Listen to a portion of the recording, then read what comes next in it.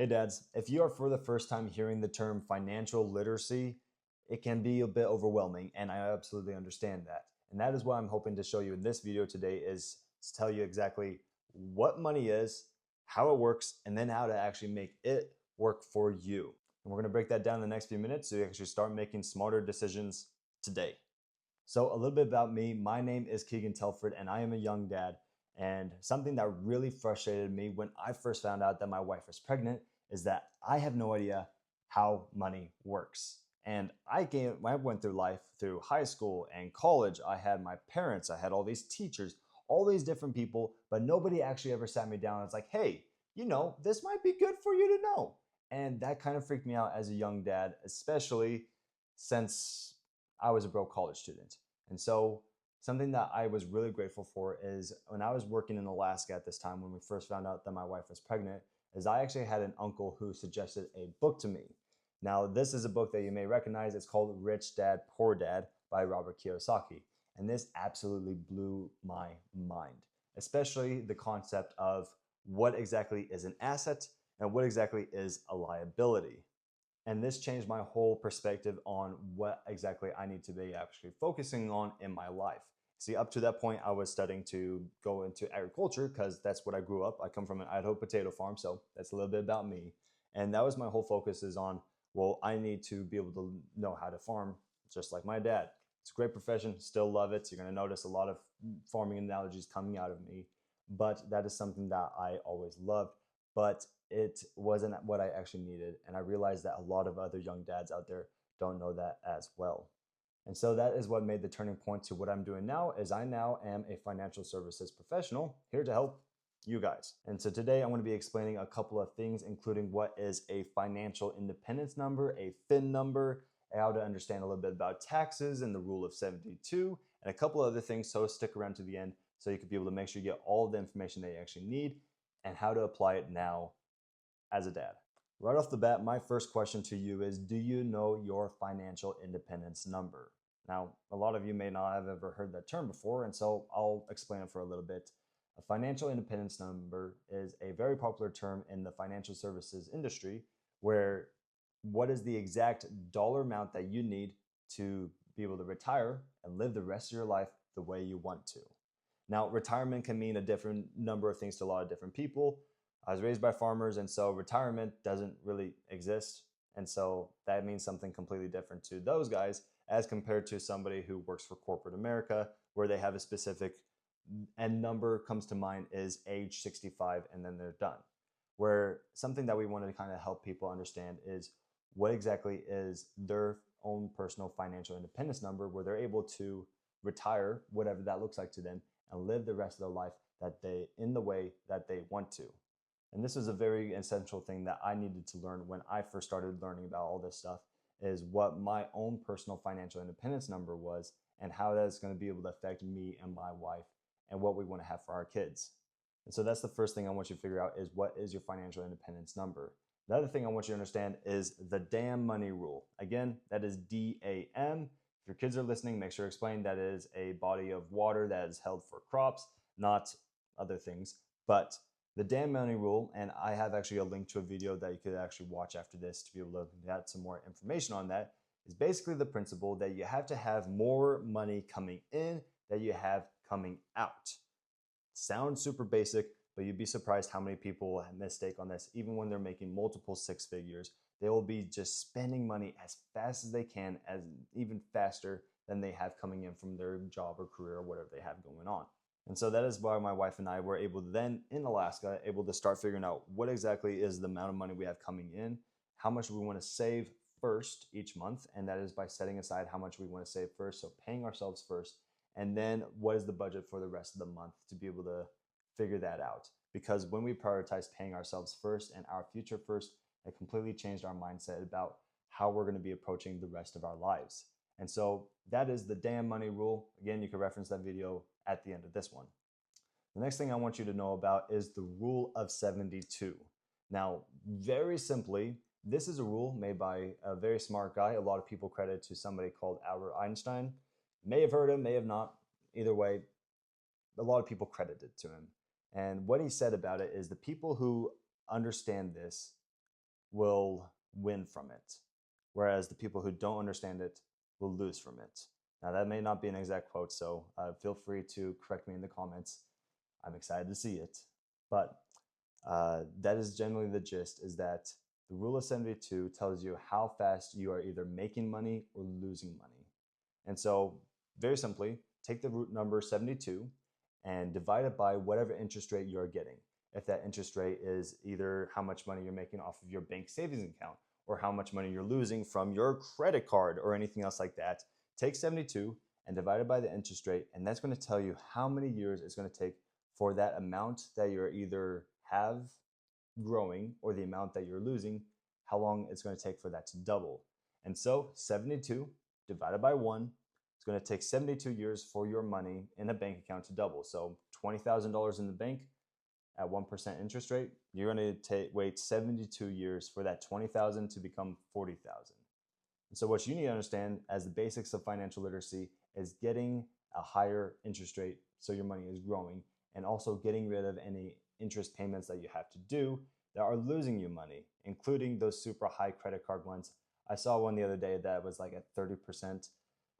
Absolutely mind-blowing that they could legally charge people 30% and get away with it, but that's what credit cards will do to you. So make sure you use them as a tool and not as something that puts you into slavery. But that's another topic for another time. If you're able to get an investment account that is not only able to get you up to even 4, 7, or even 10%, that is going to be able to help you so you're able to double your money more times in your lifetime. So you could actually use it and spend it while you can for your family and your kids. So that is the rule of 72. 72 divided by 10 is every 7.2 years, your money is going to be doubling. And that is the basic concept of the rule of 72 and what is more commonly known as compound interest. Next thing you need to know on your financial literacy journey is taxes. Now, I know a lot of people love talking about taxes and stuff like that, like, oh, yippee-doo, let's talk about this kind of thing now.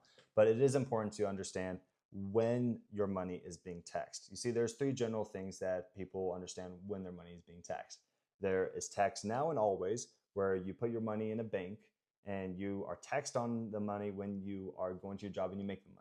You're taxed on it when you are putting in the bank. You are taxed on it as it's growing in the bank. You are taxed on it when you spend it on groceries or on your rent or anything like that. You're constantly being taxed on this money, and so it is the one we want to try to avoid the most possible. The second account that you're going to often run into is tax deferred. A lot of people are familiar with 401ks, 403bs. These are things that as your money is able to grow, it's actually going to be put in tax-free, which is awesome. You should always try to avoid taxes as much as possible. And I'm not saying the negative way. We need good governments for good things, but you also want to make sure that you're able to use your money the way that you want to, in a way that is good for yourself and your family.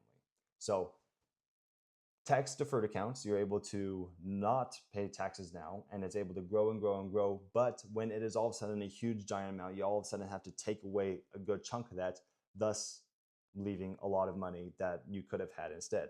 But it is a good tool because you do avoid some taxes. And so that is tax deferred. The last one is tax exempt, or tax now, after tax dollars, and never again. I mean, that sounds pretty freaking awesome to me, but I'll leave you to your own opinion. Tax exempt accounts, you may be familiar with a Roth IRA or an Index Universal Life. These allow you to be able to spend a little bit of money right now in your taxes, but then the rest of it is able to grow tax-free for the rest of your life, and you're able to use it the way you freaking want to. And so that is the next thing that I should understand, is how taxes work, and you want to try to look for accounts that are tax exempt. The next thing you really need to understand is your investment options.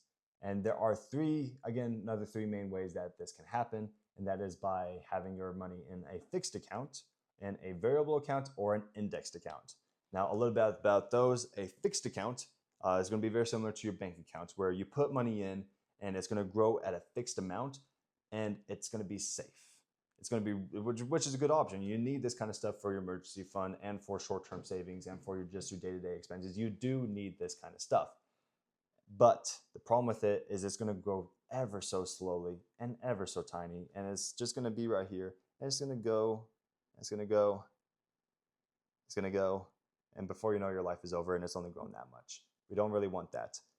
But the other option that a lot of people are familiar with, but is honestly gives you a lot of people heart attacks as well, is variable, where you put money into an account and it goes up one day, you feel the greatest person in the world. Then it goes down and you're like, oh my gosh, I just lost all my money. Then it goes back up and you're like, oh yeah, that wasn't so bad. Then it goes back down. And it's this roller coaster effect. And a lot of people get really stressed about this, and it really sucks. And I'm not saying that you should avoid this completely. For those people that are a little bit more risk takers, this is absolutely a good option. A lot of people have made a lot of money off of this, especially if you do things in the proper way. It can be a good option. But for dads, you want to try to make things a little bit more protected for your family, because just going up to your wife and saying you lost all of your money because of a bad investment, it's not a great feeling in the world. I personally haven't ever had to feel that, but I can imagine how heartrending that could be. And that's why I would recommend doing what I do, and that is using an indexed account. Again, this is different than indexed funds, but an indexed account. And how it works is that your money, when you invest it, it's able to go up with the market as it goes. But then if the market goes down, your money just stays the same.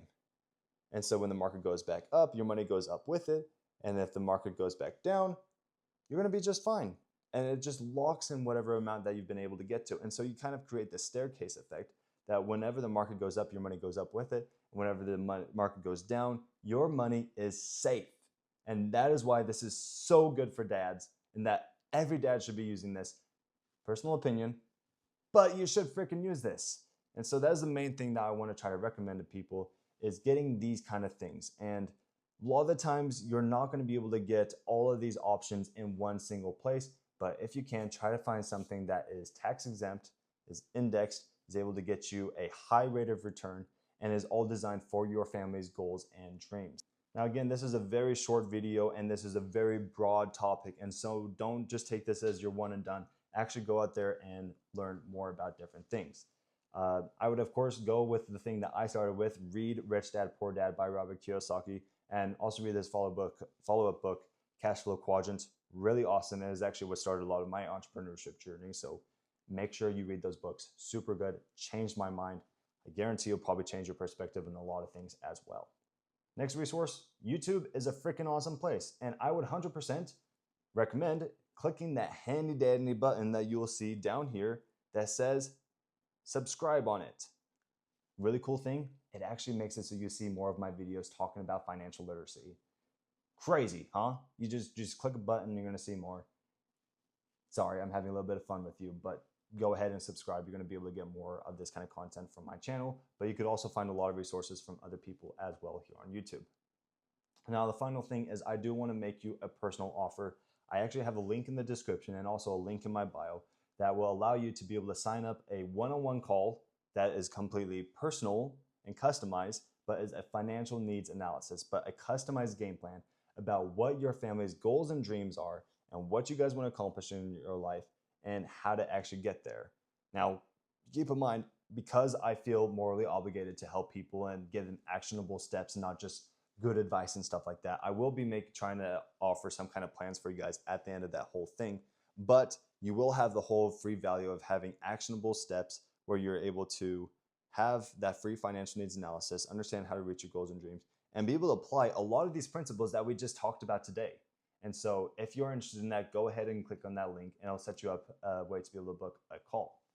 All that being said, Dad, you're doing a good job. And I know a lot of times that a lot of this stuff can be frustrating and it can be, quite honestly, it's very scary. But the fact that you are watching videos like this and that you are trying to make an effort means you're doing a good job. Now, if you are wanting to watch that video that I was talking about earlier, the damn money rule, you could be able to access that right here, and I'll see you in that video. See you over there.